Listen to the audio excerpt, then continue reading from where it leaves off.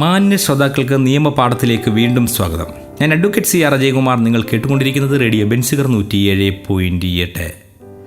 നിയമപാഠത്തിൽ പൊതുവായ അപവാദങ്ങളെക്കുറിച്ചാണ് നമ്മളിന്ന് പറഞ്ഞുകൊണ്ടിരിക്കുന്നത്.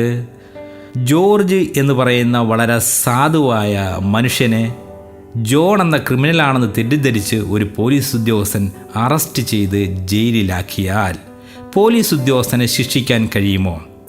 IPC 76 സെക്ഷൻ വളരെ കൃത്യമായി ഇതിനെക്കുറിച്ച് പറയുന്നു. നിയമാനുസരണം ഒരു ജോലി ചെയ്യാൻ ബാധ്യസ്ഥനായ ആളാലോ അല്ലെങ്കിൽ നിയമപരമായ തെറ്റുമൂലം അല്ലാതെ ഒരു വസ്തുതാപരമായ തെറ്റുകൊണ്ട് താൻ നിയമപരമായി ആ ജോലി ചെയ്യാൻ ബാധ്യസ്ഥനാണെന്ന് ഉത്തമ വിശ്വാസം ഉള്ള ഒരു വ്യക്തിയാലോ ചെയ്യപ്പെടുന്ന ആ ജോലിയെ കുറ്റമാക്കുന്നതല്ല. ഒരു പട്ടാളക്കാരൻ തൻ്റെ മേലധികാരിയുടെ കൽപ്പനയനുസരിച്ച് ഒരു ജനക്കൂട്ടത്തിന് നേരെ വെടിവെക്കുന്നു. അത് കുറ്റമായി വരുന്നില്ല. ഇവിടുത്തെ വിഷയം ജോർജിനെ അറസ്റ്റ് ചെയ്ത പോലീസ് ഉദ്യോഗസ്ഥന് ജോർജിനോട് ഏതെങ്കിലും തരത്തിലുള്ള മുൻ വൈരാഗ്യം മുമ്പുണ്ടായിരുന്നോ?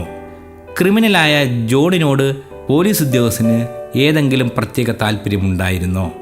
ഈ വിഷയങ്ങളാണ് കോടതിയുടെ മുമ്പിൽ ഈ വിഷയവുമായി ബന്ധപ്പെട്ട് വരുമ്പോൾ ചർച്ച ചെയ്യപ്പെടുന്നത്. ജോർജ്, പോലീസ് ഉദ്യോഗസ്ഥൻ, ഇവർ തമ്മിലുള്ള ബന്ധം, ഇവരുടെ ഒരു ബന്ധത്തിൽ നിന്ന് ഇവർ പൂർണ്ണമായും അപരിചിതരായിരുന്നുവെന്നും പോലീസ് ഉദ്യോഗസ്ഥൻ്റെ ഉത്തമ വിശ്വാസത്തോടു കൂടിയുള്ള പ്രവൃത്തി പക്ഷേ നിർഭാഗ്യവശാൽ നിരപരാധിയായ ഒരാളിന് ജയിലറ സമ്മാനിച്ചു എന്നുള്ളത് വാസ്തവമാണെങ്കിലും അവർ തമ്മിൽ ഇതിനു മുമ്പ് ഏതെങ്കിലും തരത്തിലുള്ള വൈരാഗ്യമോ ശത്രുതയോ നിലനിന്നിട്ടില്ല എന്ന് ബോധ്യപ്പെടുന്നിടത്തോളം കാലം പോലീസ് ഉദ്യോഗസ്ഥനെ ശിക്ഷിക്കുവാൻ കഴിയില്ല.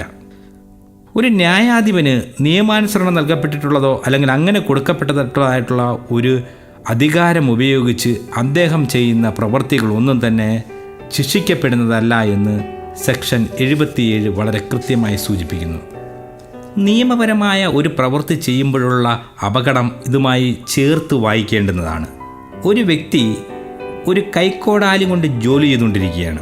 പെട്ടെന്നാണ് കോടാലിയുടെ തലഭാഗം വേർവിട്ടു പോവുകയും അത് അടുത്ത് നിൽക്കുന്ന ആളിൻ്റെ തലയ്ക്ക് ചെന്നുകൊണ്ട് അയാൾ മരണപ്പെടുകയും ചെയ്തത്. ഇത് ജാഗ്രതക്കുറവാണ്. അയാളുടെ പ്രവൃത്തിക്ക് മാപ്പ് നൽകുവാൻ കഴിയേണ്ടതാണ്. ഇത് കുറ്റകരം അല്ലാത്തതാകുന്നു.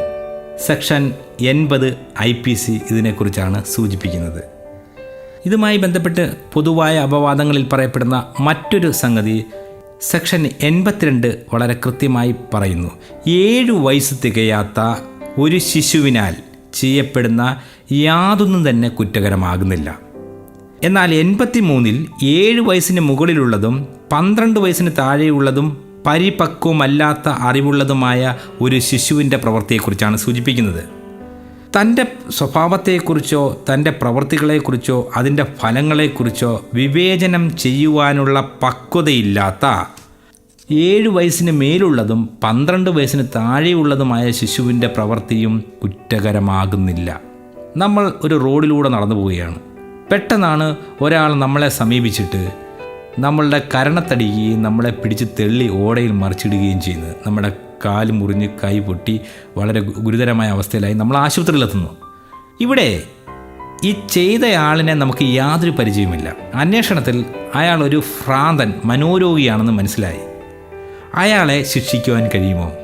അസ്ഥിരബുദ്ധിയുള്ള ആളിൻ്റെ പ്രവൃത്തി, അയാൾ ആ പ്രവൃത്തി ചെയ്യുന്ന സമയത്ത് സ്ഥിരബുദ്ധിയില്ലാതെയാണ് ആ പ്രവൃത്തി ചെയ്തത് എന്നുണ്ടെങ്കിൽ അയാളെ യാതൊരു കാരണവശാലും ശിക്ഷിക്കുവാൻ കഴിയില്ല എന്നുള്ളതാണ് 84 IPC സൂചിപ്പിക്കുന്നത്. അതിനർത്ഥം റോഡിലൂടെയോ മറ്റു നടന്നു പോകുമ്പോൾ ഇത്തരം വിഷയങ്ങളുണ്ടാകുമ്പോൾ പരമാവധി ഒഴിഞ്ഞു നിന്നാൽ അവനവൻ്റെ തടി സംരക്ഷിക്കാൻ കഴിയും എന്നുള്ളത് മാത്രമാണ്. ഞാൻ അഡ്വക്കേറ്റ് CR അജയകുമാർ നിങ്ങളോട് പൊതുവായ അപവാദങ്ങളെക്കുറിച്ചാണ് പറഞ്ഞുകൊണ്ടിരിക്കുന്നത്. നിയമപാഠത്തെക്കുറിച്ചാണ് സംസാരിച്ചുകൊണ്ടിരിക്കുന്നത്.